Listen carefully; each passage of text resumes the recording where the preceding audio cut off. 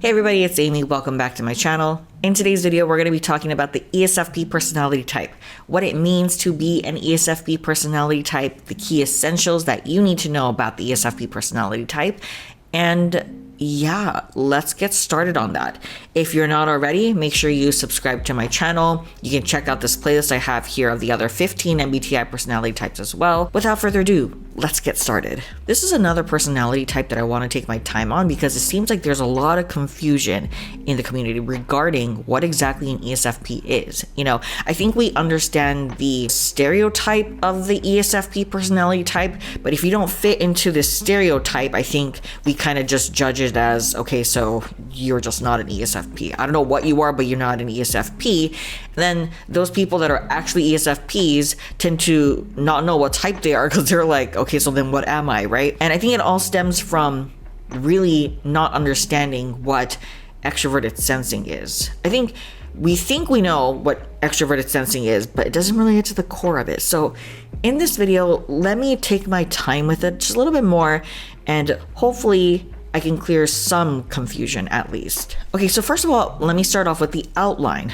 of the ESFP personality type. Okay, so the outline of the ESFP is that the ESFP is a perceiving type, meaning they are an irrational personality type. So their actions are not going to be determined by reason or rationale. It's going to be more by their perceptions. This is a personality type that's just going to be led by their sense perceptions. And this is where I think it gets confusing, because when we hear of a personality type that is being led by their perceptions, we think of a personality type that lacks willpower, right? Somebody who is led away by their curiosities and just doing spontaneous things all the time, exploring. And most ESFPs won't relate to that. Maybe there are ESFPs, there's like a pocket of ESFPs that kind of relate to that like party girl stereotype, but the others, especially the men, are just like, huh? Like, while the ESFP does get led away by their sense perceptions, right, because they're a perceiving type, we established this, we have to remember that they're a sensing type. So while they do get led away by their perceptions are determined by the reality and the mass of the object that they're interacting with. Okay, so I'll clarify that a little bit more in a second, but this means that they're being pulled into the object rather than being pulled outwards to explore the possibility of an object. And because their sense perceptions are going more in and in, right? They're getting more real and more to the heart of the matter. This is what creates the presence and heaviness of the ESP personality types in general, not just the ESFP, but maybe even with the ESTP personality type as well. You can even tell in the ESP's body language a lot of the times. ESPs are very like heavy people, not like fat or anything like that, but you know what I mean? They're very like present. They're very like loose in the moment. They're very chill. They're not the most exploratory personality type, which is so weird because when you think that they're an EP type, they should be, right? They should be bubbly and they should be like all over the place. And whoa, to go further into the examples here, imagine an ESP that sees a beautiful rose, okay? When we think P type, we think of a personality type who gets bored of the rose, kind of throws it away, and they're like, I want to move on to something else with the goal of searching for new things. But this is more extroverted intuition. This is more related to the ENP personality types, not the ESP. The ESPs tend to get enamored by the rose. They pay attention to the color, the smell, and they're just like arrested by the beauty of this. Again, it's like they go inward towards the object. It's not about what you can do to the rose, but rather how to savor and cherish the moment with the rose, taking care of it so deeply. There's almost this like spiritual element that's added to extroverted sensing, which is why a lot of ESP personality types mistype themselves as like INFJs because they kind of share that same passion towards life. There's kind of something mystical about them. For male ESPs, because I know the rose example maybe you didn't relate to as much, but for the males, like let's say your territory gets invaded and you have to physically fight that threat and get them out of your territory.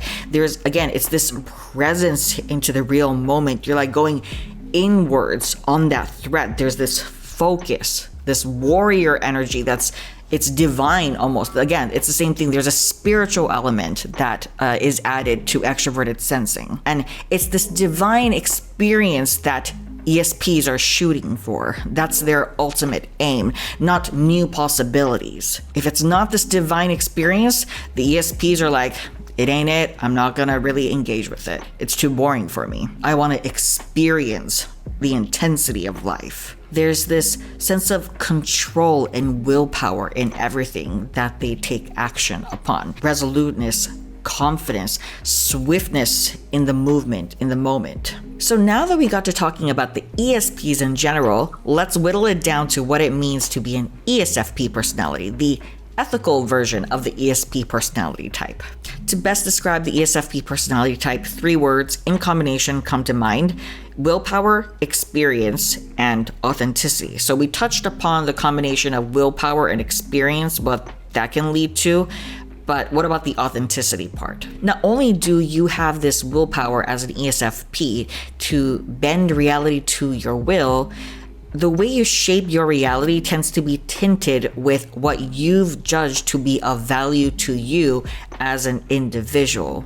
What is valuable to you? What does your moral compass say? What have you judged to be true to you as an individual, even at the expense of the collective mindset? And being that you're always engaging with concrete reality, you become a physical walking manifestation of everything that you value. So this can be manifested in the way you dress, the way you speak, your interests and hobbies, your aesthetics, maybe even what you stand for as an individual. It's really hard to get you to do something outside of your framework of what you imagine to be true for yourself. You are you, and nobody can change that. Not society, your curiosities, nothing. So just to talk about how authenticity shows up differently in a similar type, the ENFP also values authenticity, by the way. They are an ethical type, but they're less in your face about it due to their intuitive preference having natural tendencies to entertain rather than engage in the moment. What's of value to them is harder to get a holistic picture of right off the bat, and you get the sense that you would have to get to know them on a much deeper level to truly find that out, that there is a deeper layer to them that maybe we're not seeing.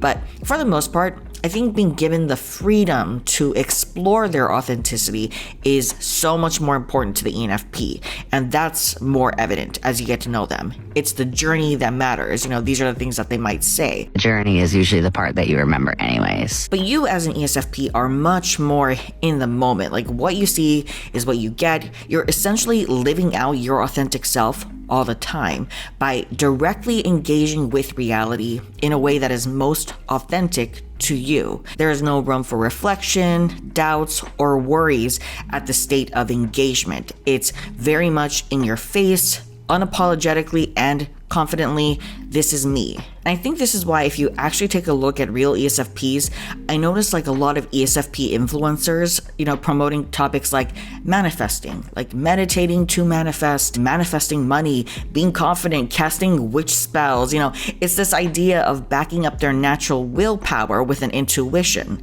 that can help them to transcend. But we have to remember they are a gamma type after all, And by the way, if you want to learn more about the ENFP or what it means when I said they're a gamma type, make sure you check out these videos right over here. Naturally, when you live life being led by your sensory perceptions and your feelings, what ends up being put on the back burner is, as you guessed, thinking and intuition. So what does this look like for you? Some of the questions that you may not reflect on as much are questions like, what are some of the long-term consequences of your actions? Or is there something going on beyond what I'm seeing right now? Is there something going on behind the scenes that I can't see at the moment?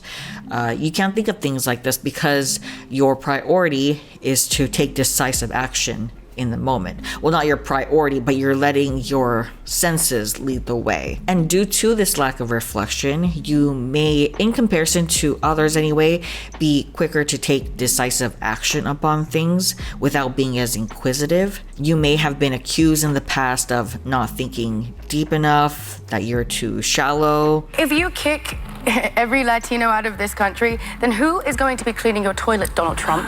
Oh, that's no. In the sense that But what comes out of all these experiences is strength. And I think that pretty much sums up the ESFP, their strength and willpower. What doesn't change about the ESFP is the impact and force that they bring into every situation, whatever venture you decide to take part in. At the essence, you are a strong personality with the willpower to survive anything. Because while life is filled with many curveballs, your ability to act on your own volition grants you presence and force that is needed to face every challenge.